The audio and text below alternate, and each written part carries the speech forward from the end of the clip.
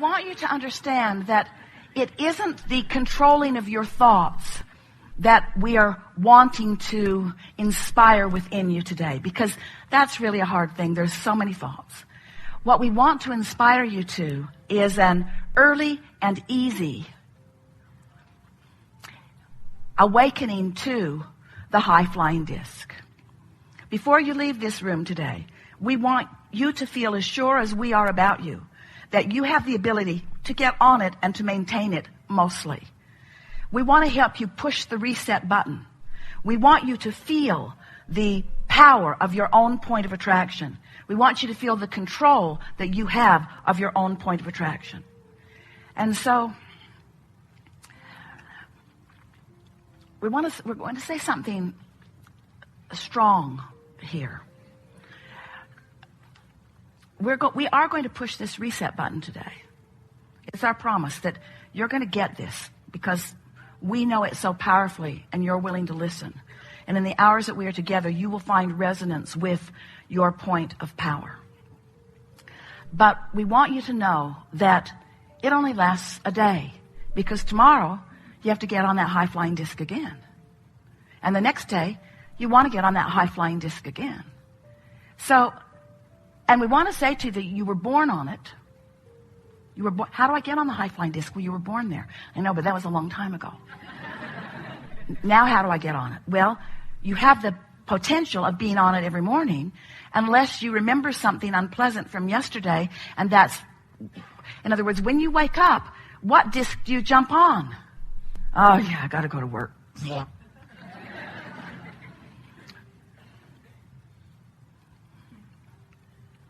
Going to be a lot of traffic today. Better hurry.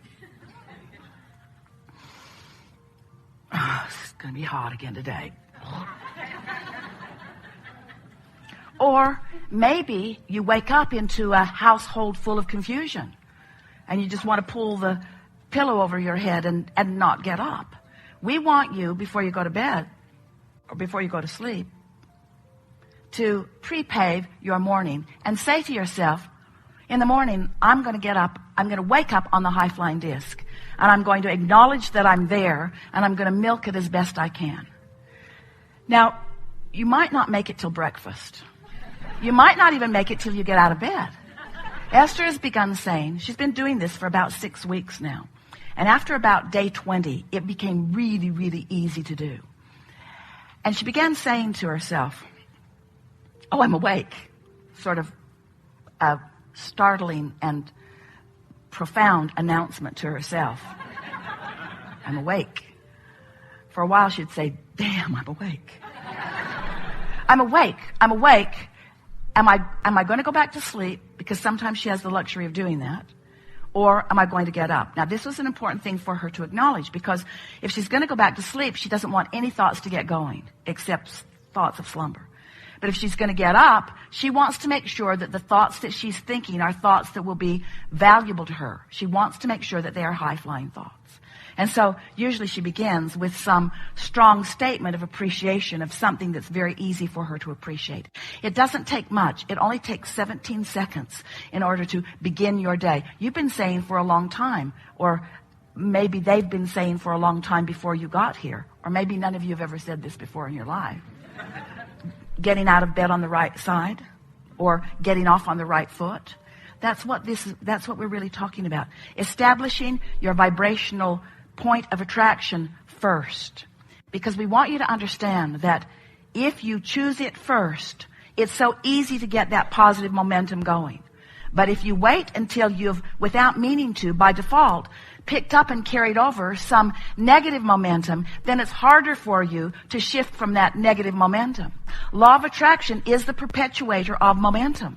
But you get to choose the direction of your momentum. And most of you are not doing that deliberately. You're just letting conditions that surround you that you might be observing be the reason for the momentum getting going. And then law of attraction just keeps it going until you hear someone like us say you create your own reality, and you say, that can't be true. If I really got to create my own reality, I would create a different reality, Abraham. And we say, you may very well, want to create a different reality, and you absolutely have the ability to do it, because there is nothing that you cannot be or do or have. You have the ability to get the momentum going. You have the ability to keep the momentum going. You have the ability to know when the momentum is in the direction that you don't want. You have the ability to slow unwanted momentum. You have the ability to speed wanted momentum. You have the ability to do all of it. You've just got to understand how you do it. And you have to understand momentum. We think you understand momentum, don't you? Have you ever sort of been a little ornery and made a comment and someone picked right up on it? Someone on the ornery disc with you. And then off you go. Now you're remembering things you haven't remembered in a long time. You're telling stories that you haven't told in a very long time. And this person is extracting stories from their past. And now you've got a really good ornery meeting going. Could really feel the momentum of it. And then what happens when some bright-eyed, shiny person comes into the room and you've got that kind of momentum going? They either get sucked in with you, depending upon how stable they are in their own vibration, or they bounce right off of you, depending upon what they've got going. And that's what we are wanting you to do. We're wanting you to prepare yourself by getting on the high-flying disc and staying there and practicing it more throughout the day, and then recognizing the power of the momentum that you have going. Once you get some of that momentum going, you're going to begin to notice the ramifications of momentum. And those ramifications are what you want to call materialization. You want to call it manifestation. We like calling it actualization or demonstration. So what happens when you get a really good momentum going is that the first thing that happens is you experience the manifestation of emotion. And we want to call emotion a manifestation because does it get any realer than feeling? When you get that feeling, isn't it real? Isn't it up close and personal kind of real? That's a manifestation. It's a manifestation of momentum. So, and you can tell by the way you feel whether it's momentum leading to something you want or leading to something you don't want. The next thing that happens is thoughts begin to flow. That's the next thing. Now, really what happened is the thought came first and the emotion came second. But we wanted to call the emotion the first awareness of manifestation. We think it will serve you if you realize that when you are feeling an emotion, that it is a demonstration of the beginning of things materializing. Because the emotion has materialized. The next thing that happens is thoughts begin to flow into your mind. Thoughts, a stream of thoughts. You're likely to get a really good idea about something. And you'll know it's a really good idea because it feels good when it comes. Now, depending upon what disc you're on and what kind of momentum you're gathering will depend upon how good or how bad the thought feels. The next thing that happens when you're on this high-flying disc is that nature begins playing with you. Nature plays with you. Jerry and Esther were in the Seashore State Park in Virginia Beach a few years ago. And when they first walked in, it was like the set of Star Wars, hanging mosses. And it was as if they were the only two people on the planet. Not a creature anywhere. And as they walked a little longer and began breathing and reveling in the beauty of the place and relaxing into their own rhythm and pace, the creatures began making themselves known. All kinds of little critters were coming out of the bushes. And they got to the ranger's station, and there was a picture with a caption under it that said, "The elusive silver gray fox." And Esther said to the ranger, "Are we going to see some of them?" And he said, "I've been here 13 years and I haven't seen one." Jerry and Esther came around a corner. The elusive silver gray fox was standing right in the intersection.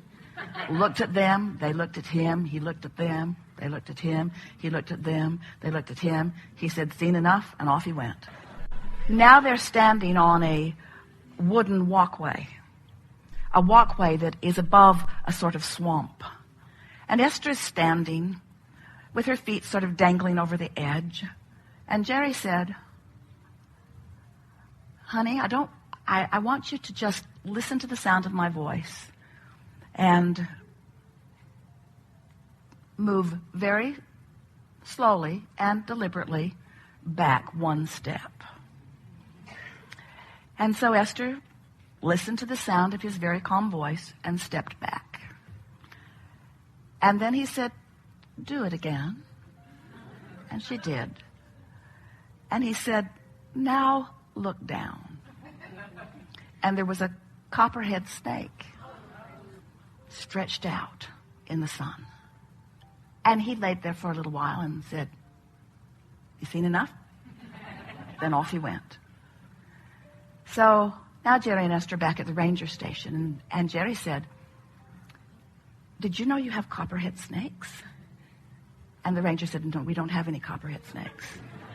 And Jerry said, well, you do now. Things that usually do not come out and play were coming out and playing because the vibrational resonance with that high-flying disc was emanating. And nature is the first responder beyond your own emotions and thoughts to demonstrate to you where your vibrational frequency is. Any nature ever playing with you? Hummingbirds doing ridiculous loop-to-loops in the gardens? Birds flying, obviously, just for entertaining you?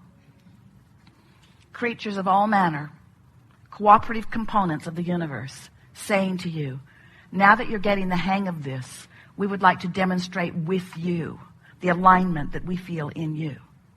And then, of course, on your high-flying disc, other humans, also on the high-flying disc, appearing in crowds, standing out, walking to you, right timing, saying the right thing at the right time, giving you just a little piece of something that you were wondering about, another little piece of something, rendezvous all day long, leading you to where you want to be, because this is certain. Where you stand and where you want to be is known by all that is. And when you take the time to wake up deliberately, acknowledging the high-flying disc and deliberately staying there and beating the drum of it and practicing it through the day, even if you fall off, you will. Even if you fall off, get on again. Even if you fall off, tomorrow get on. Even if you fall off, tomorrow get on. Until eventually Esther said, Abraham, I refuse to accept that I have to wait until tomorrow to get back on the high-flying disc. You've given me too many tools. I like it on the high-flying disc. I'm going to be on the high-flying disc. I don't care what it takes to be on the high-flying disc. Even if I have to feel good, I'm going to be on the high-flying disc. And after a while, it just becomes such a steady point of attraction that you begin to feel like the invincible creator of your own reality that you are. Because you are the creator of your own vibrational offering. Because you have guidance to let you know. You have guidance to let you know. So there are two ways of knowing what disc you're on. First is how you feel. Next is what's manifesting around you. Those are the indicators. So this message is not about scolding you about being on anything other than the high-flying disc. You get to be wherever you want to be, and sometimes being on those lower discs is really a clarifying experience. For a while, Esther was hard on herself when she knew she was not on the high-flying disc. She would be really mad at herself for not having the self-discipline to stay there. And we would say to her once she would come back into earshot of us, Esther, these are not negative moments. These are not bad moments. These are not wrong moments. These are clarifying moments. And how wonderful it will be for all of you when you're consistently hanging out on that high-flying disc. And then you have those little clarifying dips that just keep parlaying you into more and more and more clarity about who you are and what you want. Life is supposed to feel good to you. And it's not supposed to feel good later. It's not about planning that vacation or looking forward to retirement or waiting for your dream mate or your dream home or your dream vacation. It's not about waiting for something good to happen. It's about being in a place that the good stuff can rendezvous with you right now, you see. And you have the ability to control your vibration so that good stuff is rendezvousing with you right now. And you're going to reach the place where you're even willing to say the stuff that you didn't think you wanted that rendezvoused with you was still good stuff. Because out of it comes clarity. Out of it comes expansion. Out of it comes more potential for more good feeling. You have control of the way you feel. Therefore, you have control of everything that comes to you. Therefore, you are the creator of your own reality. We just want it to be fun along the way.